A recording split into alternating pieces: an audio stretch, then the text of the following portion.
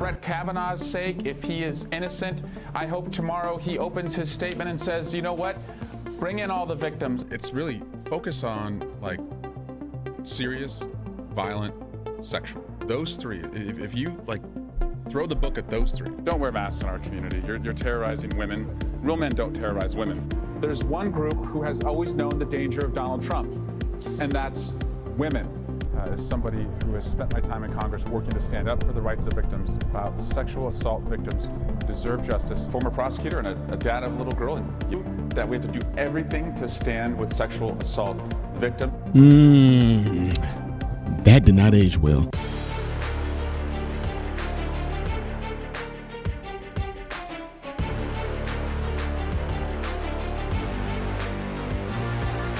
What's going on, everybody? Welcome to the channel. I'm Ty Smith. You watch my channel, Modern Renaissance Man. I thank you guys all for that. Make sure you guys are following the platforms up there in the black strips and the ones down here in the black strip, and clicking the thumbs up button is how this content stays recommended to you. And when you subscribe to the channel, don't forget to click the bell notification. So, ladies and gentlemen, I know y'all got some notices from me last night that was pretty late. Some of you guys probably were sound asleep in your bed, but I did do another update regarding Swalwell, man. And I'm telling y'all right now, it is a good reason why this man has resigned from Congress, because the stuff just keeps on piling up and it is getting worse and worse and worse, man. And I'm not going to do too much talking because I know y'all want to hear it, but you're going to be able to hear some other stuff that just came that's very damning. But then also the victim speaks out. One of them, at least. Check it out. So Congressman Eric Swalwell announcing he's resigning from the House ahead of a possible expulsion vote. The Democrats' decision to step down follows 4 allegations of sexual misconduct. And then later today, one of those women is expected to speak out and oppress her. All right. Alex Hogan all over this. She's live in Washington. Hey, Alex. Hey, good morning. So the House is back in session with a dramatic first day. One congressman announcing that he is resigning, another announcing plans to retire. So Congressman Eric Swalwell walking away from the job just the day before the 45-year-old withdrew his hat from the California governor's race as one of the leading Democrats. Swalwell shared this message online, writing, "I'm deeply sorry to my family, staff, and constituents for mistakes and judgment I've made in my past. I will fight the serious false allegations made against me. However, I must take responsibility and ownership for the mistakes I did make. It's also wrong for my constituents to have me distracted from my duties. Therefore, I plan to resign my seat in Congress." Swalwell faces allegations of sexual assault and sexual misconduct from several women, including a former staffer. And the House Ethics Committee announced it is launching an investigation. People who are in positions of power and authority over others need to be held accountable when they take advantage of that position. And frankly, I'm glad that he'll be gone. What surprises me is how these guys keep doing this over and over. He's not the first, and he probably won't be the last. He has serious criminal problems on his hand, and I do think that he might end up in jail. Not only did I receive forensic reporting showing that, you know, that infamous video of him in the hotel room was indeed him. It was not AI generated. But I'm also being told that, more stuff is going to be dropping in the next 24 hours. And then also potentially the individual that recorded that video in that hotel room, Jesse, was a female and she was underage. And amid bipartisan demands that he step down, Congressman Tony Gonzalez says he'll leave Congress early. The third-term Republican lawmaker is accused of having a coercive sexual relationship with a staff member who later killed herself. The House Ethics Committee formally launched an investigation into Gonzalez last month. And Gonzalez shared this online, saying there is a season for everything and God has a plan for us all. When Congress returns tomorrow, meaning today, I will file my retirement from office. It said it has been my privilege to serve the great people of Texas. So it's not officially clear yet when Gonzalez or Swalwell will officially leave Congress, despite making these announcements just yesterday. Guys, back to you. Wow, that moved quick. Alex, thanks so much. You know, I think it's because one of the reasons is it's just not one person. Yeah, there's 4. And there's more. There's 4, and there's pictures, and I'm sure, and there's stuff that made him say this is going to get worse if I stick around. Well, Congresswoman Anna Paulina Luna, who was the one who was calling for him to step down from Congress, he actually ended up doing that, and so did Tony Gonzalez, because they were going to be expelled as early as probably this week, most likely. But she said he might end up in jail because there are claims that there's this underage girl, might be this underage girl, who was videotaping him in a hotel room, I believe with another woman. And the young girl who was videotaping, she says, might have been underage. So there is going to be an investigation, an ethics investigation, and a criminal investigation. Well, that's definitely going to be a criminal investigation. And then you layer on that, well, the alleged minor is statutory, but then you have people that couldn't consent because they're saying that they were drunk. And so that's the thing. Now, he's saying, look, I'm basically confessing to the ones that I feel like were consensual relationship. That's why I'm resigning. I cheated on my wife. I dishonored my family, dishonored the office. But I'm not going to confess to the legal charges of that I raped someone. So he said he's going to fight those charges. So you have the 4 women who said that there was sexual misconduct.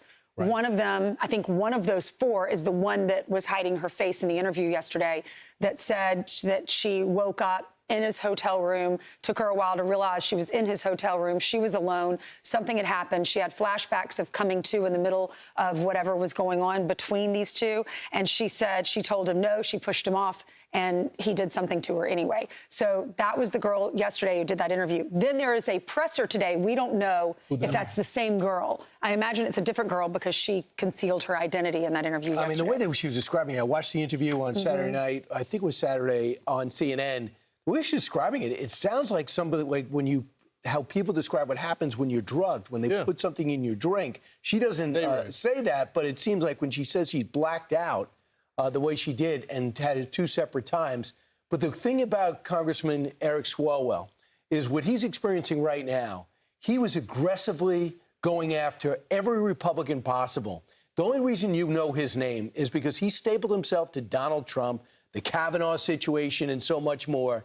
That's how he, just like Gavin Newsom, got notoriety. They wanted to be the guy who talked about the Russia collusion, all the so-called controversies with Trump. And that's how he raised his profile. Nobody knew him in California. They didn't know him in his district. He never held statewide office. But yet all the powers in the Democratic Party were pushing him to be the next governor. Hello, everyone. Get closer. Hello, everyone. My name is Lana Drews. In 2018, while I was living and working as a model in Beverly Hills, and I also owned a fashion software company, I had contact with Eric Swalwell on 3 separate occasions after meeting him socially. He offered me connections to further my software company, and I also had an interest in local politics. He invited me to 2 public events.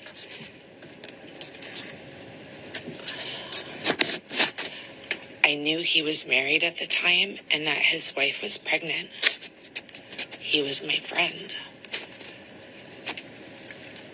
On the 3rd occasion, I believe he drugged my drink. I only had 1 glass of wine.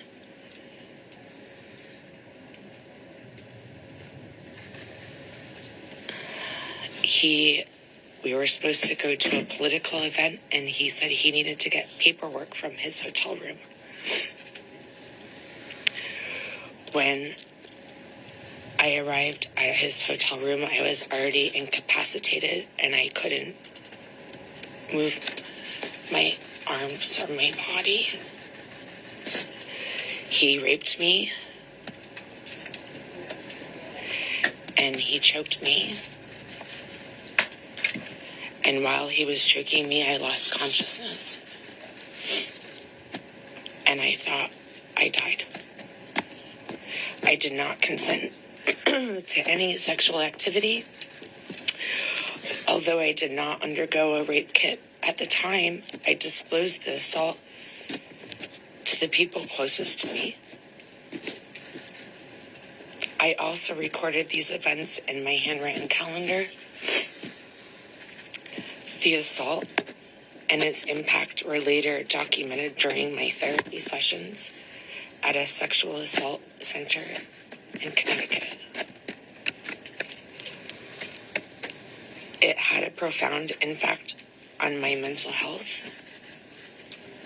I self-medicated in an unhealthy way. I did not want to live anymore. I cried all the time for years.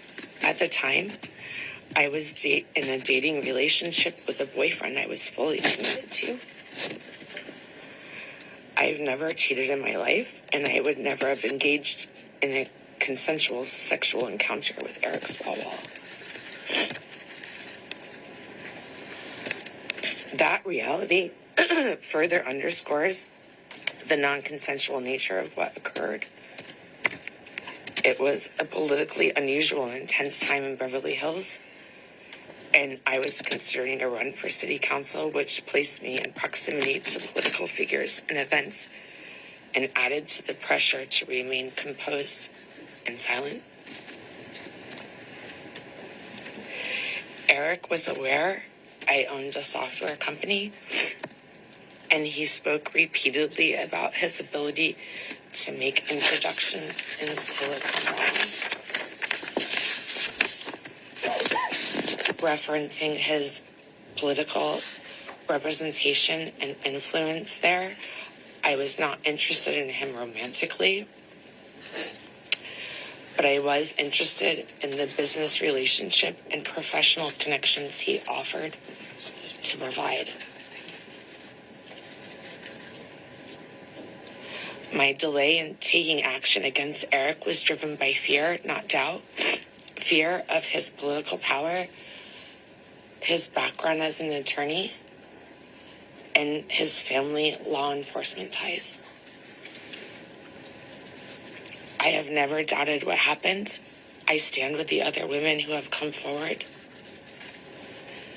and I will be making a report to law enforcement shortly with my attorneys.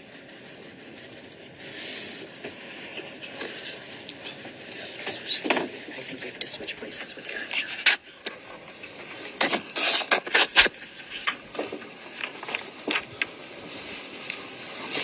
Yo, let's address one thing first.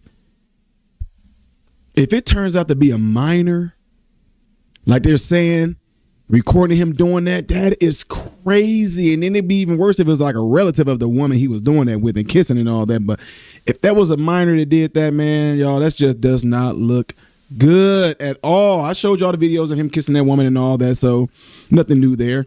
Now, the other thing that is new is that interview. Y'all, I'm just telling y'all right now, I really believe wholeheartedly that there are a lot of people in politics that have to do the, I don't know, you know how they have the casting couch for Hollywood? I think there are a lot of people in politics that have to do like the so-called casting couch video so they can all have something damning on them to where if they want to use it against them to force them out of politics, they'll do it. It just looks like that. You know what I'm saying? It's just so weird. I mean, what else do you have? I'm not saying the guy's a good guy and nothing like that. I know what he did was in the past, things like that of the sort, but it just seems to always be convenient that if you want to get somebody out of politics, somebody out of Congress, anything like that, there's always a sex scandal. Speaking of Scandal, the movie Scandal seems to have a lot of these stories in it. Don't y'all notice that?